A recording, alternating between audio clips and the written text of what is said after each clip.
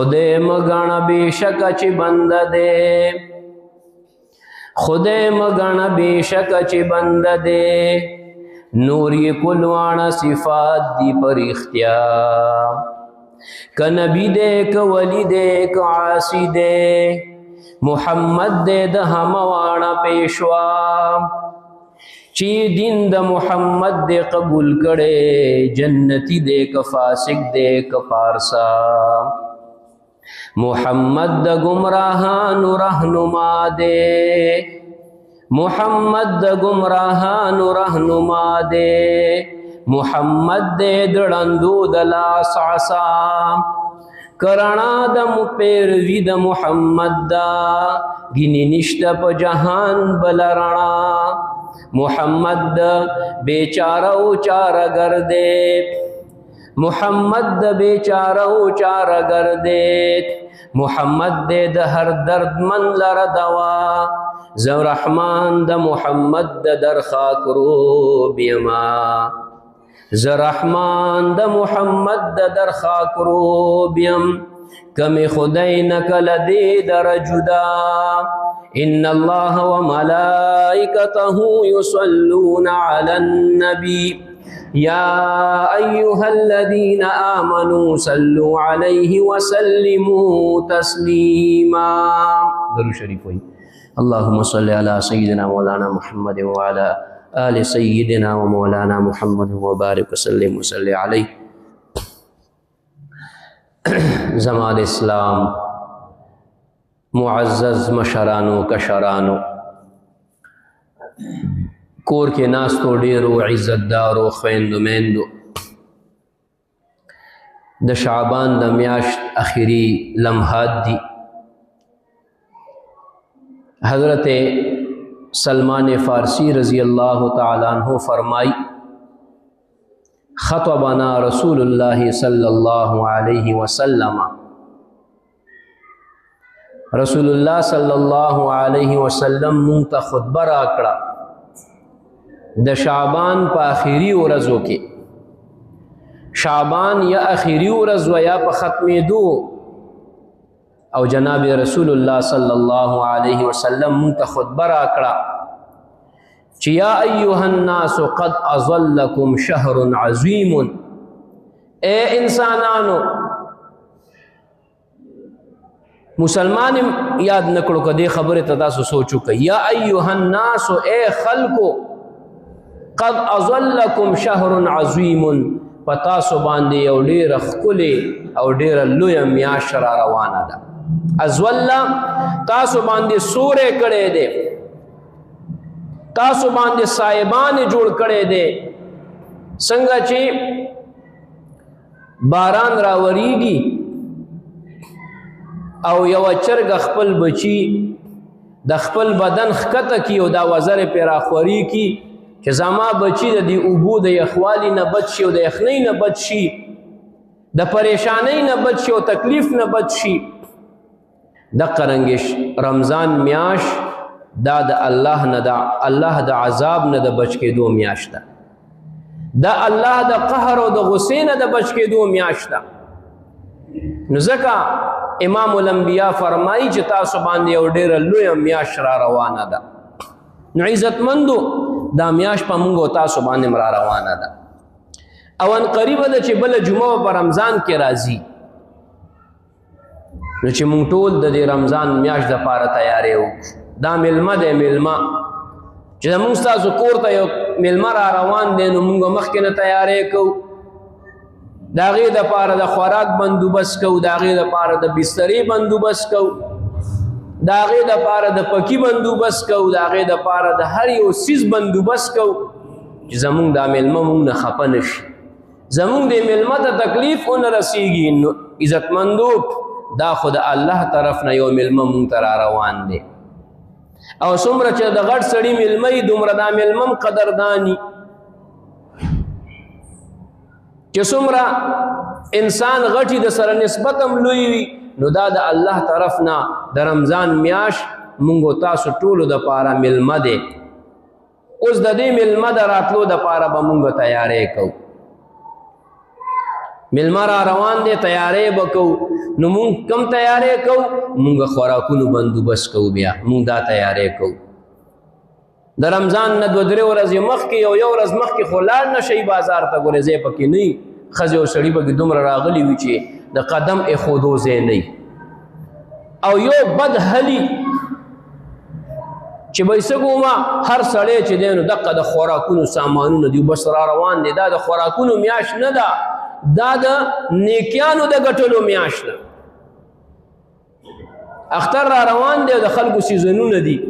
جمع را رواني د خلکو سیزنونه وي اوړی را رواني د هر چا خپل سیزن وي په دغه سیزن کې تاله یو ورځ څوک نه درکوي په جمع کې ته چاته ووایه چې یار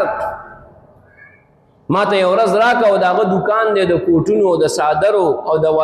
واسکټو د سیټرو بنینونو هغه تاله یو ورځ هم نه درکوي وروره زما سیزن دی او سیزن نه پس به اوړي کې به ګپ لګو وروره اوړي کې به ګپ لګو نو دا د مسلمان سیزن دی خو د خوراکونو سیزن نه دی عزتمندو بلکې دا څه شی دی دا الله کریم مالدار او غریبو ته یو احساس ورکوي چې دا لوږه څه شی دی ته 11 میاشتې ښه خوراکونه کې تا سره د غریب احساس نه پیدا کیږي چې غریب سړی به وږی وي غریب سړی به تږی وي غریب سړی سره به د خوراک بندوبست نه وي الله تعالی دا یو میاشت تا د احساس دپاره کړه چې احساس وکړه سهار نه ماښام پورې دا لوږه څنګه وي سهار نه ماښام پورې دا تنده څنګه وي نو یقینا چې احساس وشي سړي سره چې یار داسې غریبان به هم وي چې د هغې په کور کې به درک نه لګي موږ روژه ماتي له سوداګانې راوړو خو د خپل ګاونډي هم خیال ساتل پکار دی چې ګاونډي کور کې دا سوداګانې شته او که نشته زه په شربت باندې روژه ماتوم او زه په اعلی قسمه خوراکونو باندې روژه ماتوم چې زما ګاونډي په څه باندې روژه ماتوي دا به لټې به دا به کوشش به کې خلکو حالات دومره خراب دي دومره بې سره دي خلک یقین وکړه چې بس جړا ته راغلي دي خلک بعضې خلک مونږ د ویډیوګانو کې ګورو بعضې خلک ګرځي چې څوک ورته ودرېږي ورته به جړا شي چې بس حالات ډېر خراب دي کور کې لوږه ده کور کې چې دی نو پریشاني ده کور کې بیماریانې دي ټینشنونه دي خلک ډېر پریشانه دي او مالداره خلک یو ملګری زموږ ملګری دی ګیلکار دی کاري صاحب دی ګیلکار دی هغه وایي یو مالداره سړي په کور کې مونږ کار کوو او هغه پخپله نشته ښځې نګراني کوي ښځې نګراني کوي مونږ چې دی نو دا 1,00,000-2 روپو میټیریل راوړو ټیلونه راوړو قیمتي ولګو چې راشي وایي دا اخوا کوي دا خوند نه کوي وایي بل راوړئ هغه وغورځو مونږ بل راوړو وایي هغې په پروا نه راځي چې یار دا څه چل دی څه چل نه دی دا لکونو روپۍ ضایع شو دا مزدوریانې دوی واخیستې هېڅ پروا نشته دی او بعضې خلک داسې دي چې هغوی سره دومره نشته دی چې په چت باندې لږ پالستر وکړي څسېږي پې کچه کوټې دي هغوی دپاره د فرش بندوبست نشته دی روژه ماتي کې د روژه ماتي بندوبست نشته دی داسې پریشانه دي نو د دې مسلمان خیال ساتل پکار دي د دواړو جهانو سردار او امام فرمایي چې تاسو کور کې کټوۍ پخه کړه نو یو سمسۍ خوروا پکې زیاته کا که ستا د غوښې ورکولو وس نه کېږي ستا د سبزي ورکولو وس نه کېږي نو لږه خوروا ورکره ولېږه دې غریب کره وي یو کوټې پکې واچوه یو الو پکې واچوه او دا ور ولېږه دا واله روره دا مونږ تاسو له درلېږلي دي په دې باندې هېڅ سم نه کېږي یقین وکړه که سم کېږي خو د یو غریب کور کې به 2-3 قسمه خوراکونه راشي به خوشحاله شي دعا به درته وکړي او بیا خو د دې مظلوم او د غریب دعا خو ډایرک الله عرش ته رسي او که خیرې درته وکړې امام الانبیا فرمایي اتق دعوة المظلوم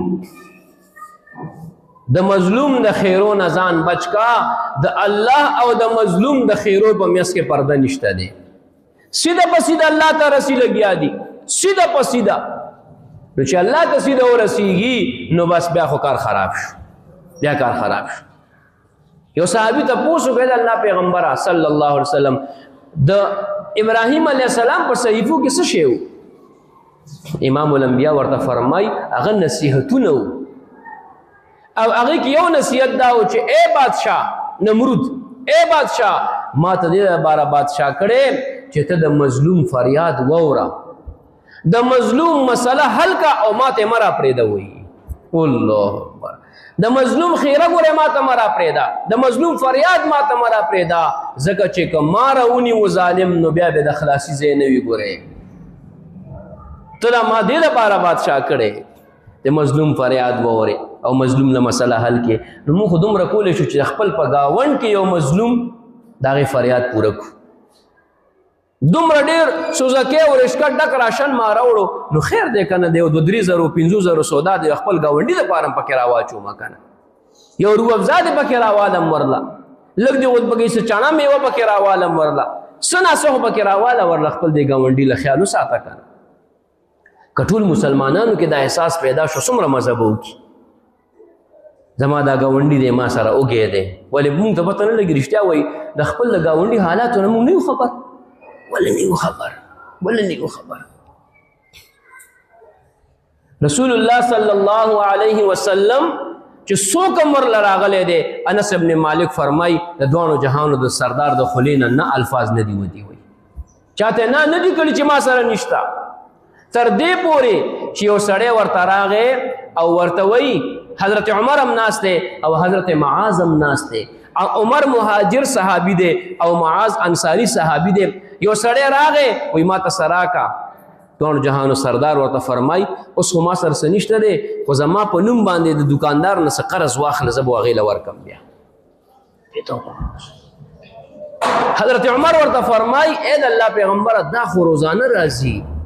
دا خو هر دویم ورځ باندې را خوشی وي، او چې نشته دی نو الله تعالی هم تاسو په دې باندې نه نیسي. تاسو ولې داسې کوئ؟ خفه شو د الله تعالی پیغمبر د هغې نه. عمر خفه شو متا نه وایي. معاذ ورته وایي ای د الله پیغمبره خرچه کوه، د عرش مالک طرف نه د کمی سوچ مه کوه، هغه تمې نه کموي چا دپاره. رسول الله علیه السلام وایي ماشاءالله د دې څومره ښه خبره ده. وایي حالانکه ټولو علماو لیکلي دي چې خبره د حضرت عمر صحیح وه، په شریعت او په هغې برابره وه، خو د رسول الله علیه السلام په مزاج کې سخاوت، مزاج کې سخاوت. بل حدیث کې امام الانبیا فرمایي الله ته دا نه خوښېږي چې زه کنجوسي وکړم، الله ته دا نه خوښېږي، الله ته دا خوښېږي چې زه څه وکړم؟ سخاوت وکړم، د غریبانو مدد وکړم، د کونډو رنډو مدد وکړم. امام الانبیا کله چې حضرت جعفر طیار رضی الله تعالی عنہ په جنگ موتا کې شهید شو، دواړه لاسونه پرې کړی شو. امام الانبیا فرمایل الله تعالی ولا جنت کې د لاسونو په ځای 2 وزرې ورکړي دي او جنت کې پیالوزي وایي. چې کله د 3 بچیو عبدالله، عون او محمد، 3 بچیو، 3 واړه نابالغه واړه بچیو، رسول الله علیه السلام ته الله کریم د وحی په ذریعه باندې اطلاع ورکړه چې زید هم شهید شو، جعفر طیار هم شهید شو، عبدالله ابن رواحه هم شهید شو. دا 3 واړه پیغمبر علیه السلام مقرر کړي. بیا خالد ابن ولید چې دی نو هغه څه شو؟ سالار او مشر شو. جنگ مسلمانانو وګټلو، مسلمانان واپس را روان دي، مدینې ته اطلاع راغله چې مسلمانان را روان دي او جنگ یې ګټلی دی. د جعفر د رسول الله علیه السلام د تره زوی دی، د حضرت علي صاحب ورور دی. ډېر پې ګرانو، ډېر پې ګرانو. 6مه هجرۍ کې چې کله خیبر فتح شو که نه، خیبر، نو حضرت جعفر رضی الله تعالی عنہ په حبشه کې و، د مکې نه حبشې ته هجرت کړی و. نو نجاشي څه وکړل؟ دا کسان یې راولېږل، نو دوی خیبر ته راورسېدل، خیبر نه به بیا مدینې ته راتلل. نو چې خیبر ته راورسېدل په دقه موقع باندې خیبر فتح شو. یهودیان الله کریم ذلیله کړل او خدای تباه کړل. دغه دوران جعفر طیار سره د 80 کسانو راورسېدو. رسول الله علیه السلام ولا غاړه ورکړه، وایي جعفر په دې نه پوهېږم چې په خیبر ډېر خوشحاله شم که ستا په راتلو ډېر خوشحاله شم. دومره یې خوښ و، ډېر زیات یې خوښ و. چې کله دی شهید شو پیغمبر اسلام ډېر جړلی و. د ده کور ته چې راغی، کور والی لګیا د تیارې کوي زما خاوند را روان دی. کور والا لګیا ده ویل امبل ویښتان یې خپل ګومنس کړل، نوې کپړې واچولې، درې واړه واړه بچو هغې له په سترګو کې رانجه واچول، سر یې وله غوړ کړو، نوې کپړې ورته واچولې. وایي بچیانو ستاسو بابا جان را روان دی، میاشتو پس به دی راتل جنګونه به وو، ستاسو بابا جان را روان دی. چې د کائنات امام و سردار کور ته رادن نه شو، چهره مبارکې بدله ده، سترګې مبارکې د اوښکو نه ډکې دي. کور والا ورته وایي د حضرت جعفر کور والا، ای د الله پیغمبره څه اطلاع راغلې ده؟ چوپ، خبرې نه کوي. دغه وخت کې سړی چې خبرې کوي بیا جړا ورشي، بیا پته لګي. وایي زه تاسو له د الله واسطه در کومه چې ما ته ووایه چې څه پیغام راغلی دی. وایي نورې خبرې مه کوه، د جعفر بچي ماله راوله. دواړو جهانو سردار، د مظلومانو مددگار، د بیوسو د بیکسو عصا او مددگار او ملاتړ، هغه رسول الله علیه السلام فرمایي دا بچی ما ته راوله. چې بچي ورته راوستل، څادر مبارک یې په خپل سر واچولو او په هغه ماشومانو باندې واچولو، غېږه دې تاوه کړو، په ژړا شو. بس حضرت اسما غالبا نوم یې و د جعفر د کور والا، بس هغه هم په ژړا شو چې زما خاوند شهید شو. او په سرونو باندې ورته لاسونه کېغوستل او پاڅېدو او د مدینې په کوڅو کې آواز کوي انا ولیه من لا ولی له، زه د هغه چا ولیمه، زه د هغه چا مشرمه، کوم سړی د چا چې پلار نشته دی، چا چې ولی نشته دی، انا ولیه من لا ولی له، زه د هغه چې دی نو مددګار یم. داسې پیغمبر د مدینې د ټولو یتیمانانو مشر زما او ستا پیغمبر و. ولی په خپله زمانه یتیمي تیره کړې ده. الله کریم ورته فرمایي که نه فاما الیتیم فلا تقهر واما السائل فلا تنهر. یتیم مرته، سائل مرته، بد رد ورته مه وایه. یو زمانه داسې وه چې تم یتیم وې، هغه زمانه را یاده کا، څنګه د مور ضرورت وي، څنګه د پلار ضرورت وي، دقه رنګې دا یتیم هم نن داسې دی، دا یتیم هم نن داسې.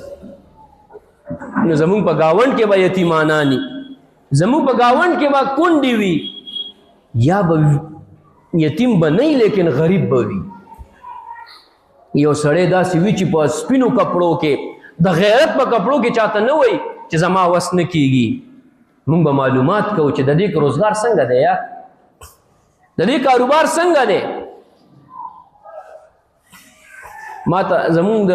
مرګرو یو ګروپ دی، د سکول مرګري دي که نه، هغه زمان 2004-5 خبره ده، هغې مرګري دي. نو ما نه یو مرګري تپوس وکړو هلکه ستا کاروبار څنګه دی، حالات دې څنګه دي؟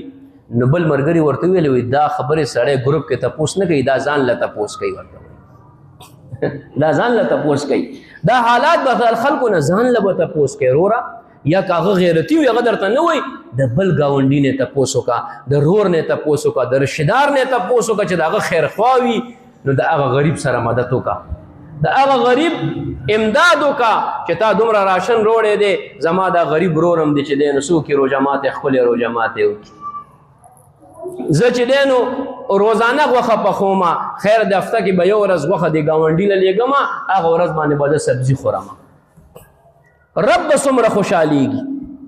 الله به څومره خوشحالیږي. الله تعالی خو د خپلو بندګانو سره ډېره زیاته مینه کوي. الله ته دا بندګان ډېر زیات خوښ، که هر څومره ګناهګار شي. یا عبادی الذین اسرفوا علی انفسهم لا تقنطوا من رحمت الله. یا عبادی الذین اسرفوا، اے زما هغه بندگانو چې په خپل ځانونو باندې ظلم کړی دی. علما فرمایي د خپل ځانونو باندې ظلم مقصد دا دی چې د په زندګۍ کې یو نیکیم نه ده کړې وي، د په زندګۍ کې یو مونځ هم نه دی کړی، د په زندګۍ کې یو روژه هم نه ده نیولې. کریم الله او د آیات کوم ځای کې نازل دی؟ سوره بقره ده، اولم د روژې بیان دی، اخره کې هم د روژې بیان دی، او میس کې د آیات دی یا عبادی الذین اسرفوا. اے زما هغه بندگانو، اوس څه ورته وایي؟ اے مجرمانو نه وایي، اے ظالمانو نه وایي، اے بدبختو نه وایي، یا عبادی اے زما بندگانو. الله اکبر، دومره رحیم الله، دومره کریم الله اے زما بندگانو چې تاسو د ګناهونو د وجې نه په خپل ځان باندې ظلم کړی دی زما د رحمت نه ناامیده کېږئ ما زه به دله ټول ګناهونه معاف کړم زه به ټول ګناهونه ستاسو معاف کړم نو چې الله خپل بنده سره دومره محبت کوي او ته د الله د بندگانو سره محبت کوي الله به تا سره څومره محبت کوي تا نه به الله کریم څومره خوشحالیږي چې دا زما بندگانو سره محبت کوي نو د رسول الله صلی الله علیه وسلم د خپل امت سره انتهایی ډیره مینه وه انتهایی ډیره مینه وه زناورو سره به مینه کوله زناورو سره یو د انډیا یو عالم دی هغه یو واقع لیکلی دا محمد اسماعیل نوم یو بزرگ د الله تعالی بزرگ ولیو حاجی محمد اسماعیل وی زه راغلی وم مدینې منورې ته عمرې دپاره راغلی وم وی هوټل کې ناست یم روټۍ خورمه دغه دوران یو پیشو راغله او داسې راته ودرېده وی مل دا خو د مدینې پیشو ده نو سبحان الله یو خو زما د ثمرباغ پیشو ده یو زما د کلي پیشو ده دا خو د مدینې د حضور پاک علیه السلام د ښار پیشو ده وی ما زر زر ترکاري او روټۍ مې برابره کړه غوړه مې کړه ورته مې ور وغورځوله وی ډېر په خوند یې وخوړه لاړه وی بیا هغه وخت ناست یم بیا راله روزانه راځي جی روزانه زه ورته روټۍ ورکوم وی بس ډیره مینه شوه را سره را بله پخپو کې به تاوېده ما به پرې لاس ووالو ما سره ډیره مانوسه شوه ډیره مینه را سره پیدا شوه دا سچه واقعه ده حقیقت واقعه ده وی ما دا خبره وکړه یا په زړه کې یا په خوله چې دا پیشو خو به زه ځان سره انډیا ته بوځمه امرتسر نه دا سړی راغلی دا بزرګ انډیا دا خو به ځان سره هندوستان ته دا پیشو بوځمه ولې چې دا خو زما سره به چې دا د مدینې نه مې راوستې ده دا ډېره قیمتي پیشو ده نو زه هغه یو نسبت به زما د مدینې سره قایم وي چې دا خبره مې وکړه وایي پیشو روټۍ پرېوسته ولاړه خو زه خو پوه نه شوم چې دې روټۍ ولې پرېوسته خو ما دا خبره یا سوچ که یا مې وکړه خو پیشو لاړه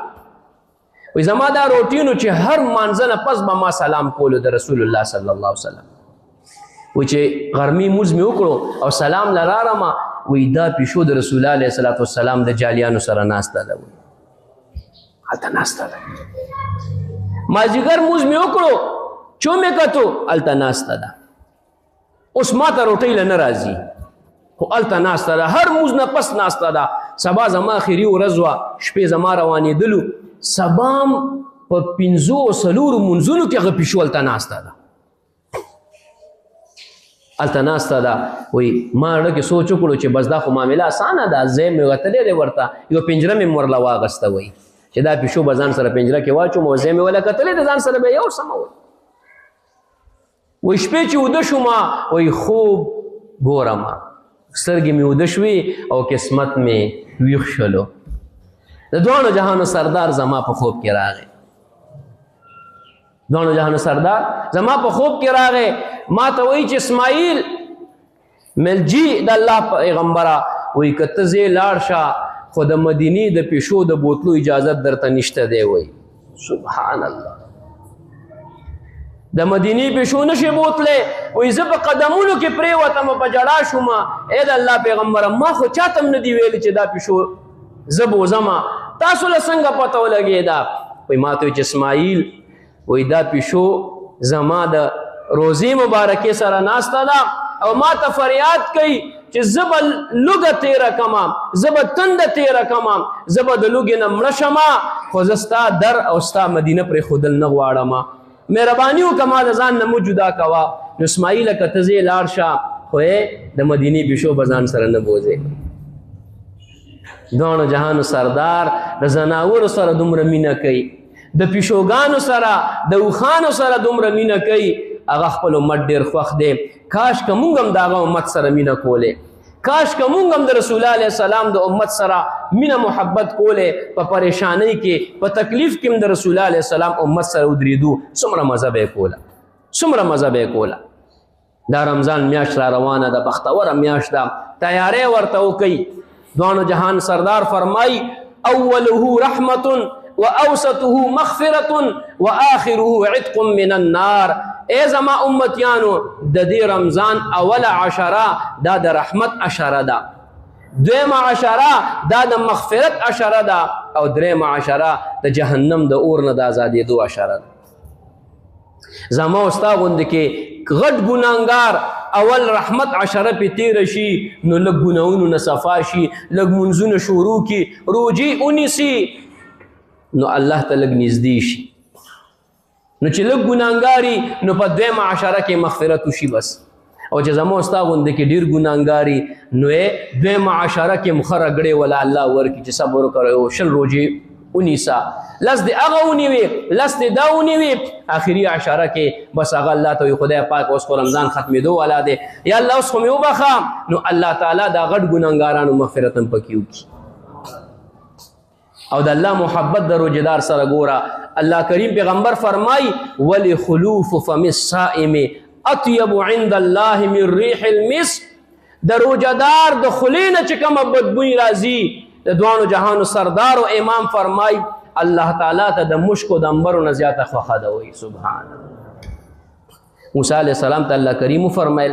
چې راشه تورات دله درکومه او یو میاشت به ما سره تېره کړي. موسی علیه السلام چې یو میاشت تېره کا نو پیغمبران دي د یو میاشت روژه ونیوله. چې روژه ونیوله نو چې میاشت پوره شوه نو د خولې مبارکې نه بدبوی شروع شو د روژې. الله کریم ورته څه فرمایي وایي اے کلیم الله وایي دا بدبوی خو زما ډېر زیات خوښ دی. وایي اوس خو دې نه پرېږدم، اوس به نه ځې، 10 ورځې به نورې هم تېرې او 10 روژې به هم نورې نیسې ورته. الله ته دومره خوښ دی. اوس د دې څه مطلب دی؟ شیخ زکریا رحمت الله علیه فرمای ډېرو خلکو توجیهات کړي دي. یو به دا وي چې قیامت په ورځ کله دی راپاسېږي نو خولې نه به د مشک او عنبرو خوشبویي خیږي. الله یا به الله تعالی د دې بدل کې اجر او ثواب ورکړي. شیخ زکریا رحمت الله علیه فرمایي وایي زما دا توجیه خوښه ده، دا معنی مې خوښه ده چې خپل محبوب چې د چا محبوب وي د هغه خراب اداګانې، د هغې بدې اداګانې د خپل محبوب خوښ وي، د هغه کنځلې م ورته خوښېږي، د هغه څپېړه م ورته خوند ورکوي، د هغې بدې ردې م ورته خوند ورکوي. دا روژهدار د الله تعالی محبوب دی، دی به قیامت په ورځ را رواني همدقه رنګې بدبوی به د خولې نه راځي، خو الله تعالی پته به د مشکو د عنبرو نه زیات خوښي وي، همدغه به الله ته خوښي. دا د الله محبوب دی. الصوم لي وانا اجزي به. الله پیغمبر فرمای حدیث قدسی دا، الله کریم فرمای روزه ما د پاره ده او د دې اجر او ثواب به زه په خپله ورکوم. منځم الله د پاره دی، حجم الله د پاره دی، زکات هم الله د پاره دی، صدقه خیرات هم الله د پاره دی. لیکن روزه یو داسې عبادت دی، ما مونځ وکړو تاسو ټول وکتو، مولي صاحب مونځ وکړلو، ما زکات ورکړو که بل چا نه چاله مې چې ورکړو هغه ته پته ولګېده، صدقه خیرات خامخا پته لګي، تهجد کومه ښځې له پته را چې دا زما خاوند تهجد کوي، لیکن روژه زما روژه ده نه تاسو ته پته ده نه ما ته پته ده، نه زما ښځې له پته ده نه زما ګاونډي ته پته ده، هېچا ته پته نشته دی. که زه ننوځمه باتروم کې او ما اوبه وڅښلې او راووتمه هېچا ته پته نشته دی. د روژې داسې یو معامله وه چې د الله نه سوا د دې پته چاته نه لګېده. الله کریم فرمای الصوم لي وانا اجزي به وفي روایت الصوم لي وانا اجزا به. روزه زما د پاره ده د دې بدله به زه ورکومه، یا روزه ما د پاره ده د دې بدله کې به ورته زه میلاویږم، وایي زه به ورته میلاویږم. کله وایي کله چې اعمال تلل کېږي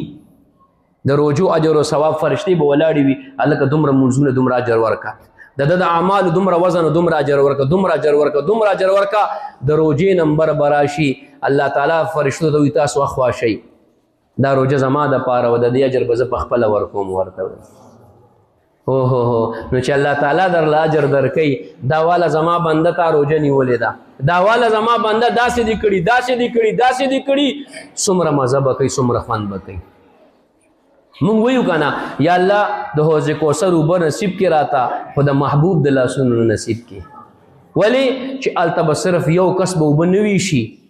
امام الانبیاء فرمائی حدیث مبارکہ کی ترمذی شریف روایت دے کہ زب ادریگم حوض کوثر باندې ما تب ابوبکر راشی ما تب عمر راشی ما تب عثمان راشی ما تب علی راشی زما صحابه برازی زب باغی توبه ورکوما بیا باغی ما سره ادریږي هغه به زما امت توبه ورکي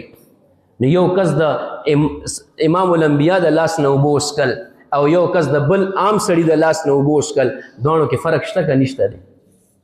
که اوبو کې فرق نه وي اوبه به یو شی وي تنده 50,000 کاله ورځ ده تږی کېږي به نه لیکن کومه خوشحالي چې زړه کې محسوسه شي هغه خو به نه راځي که نه وی لیلا کور کې خیراتو خلک ور روانو په قطار کې ولاړو خیرات دی خیرات مجنون هم په قطار کې ودرېدو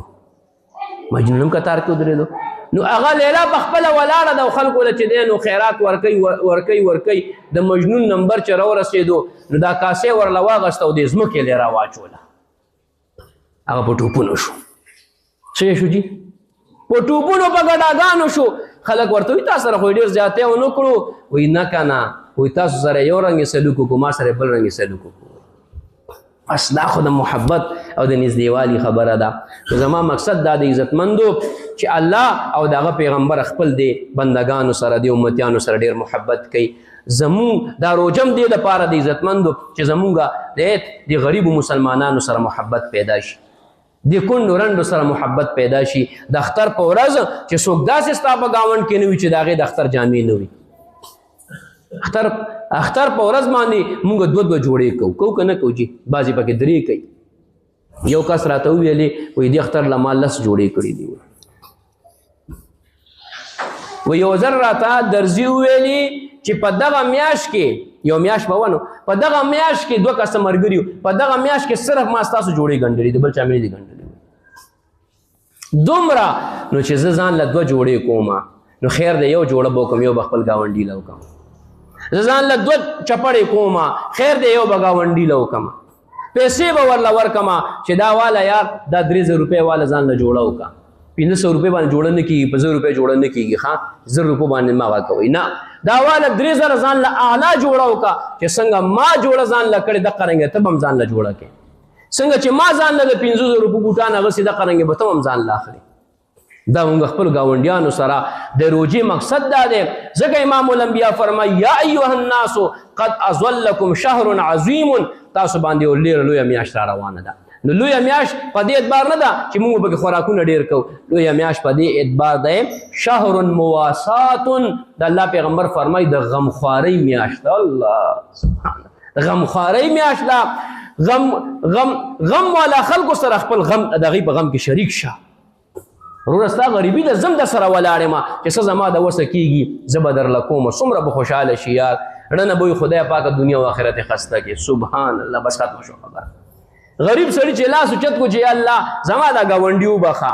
خدای پاکه د خپله دره ورته ورکه مړه په دعاګانو باندې به رنګ شي او ډېره اسانه طریقه ده ګورې ښه ډېره اسانه طریقه ده سرسایه ده زر زر غریبانو له ورکوي او یو مسله درته کوم بس دا مسلې به وروسته بیا کوو خو دا مېلمانه پکې ناست دي نو ځه ګورې عزتمندو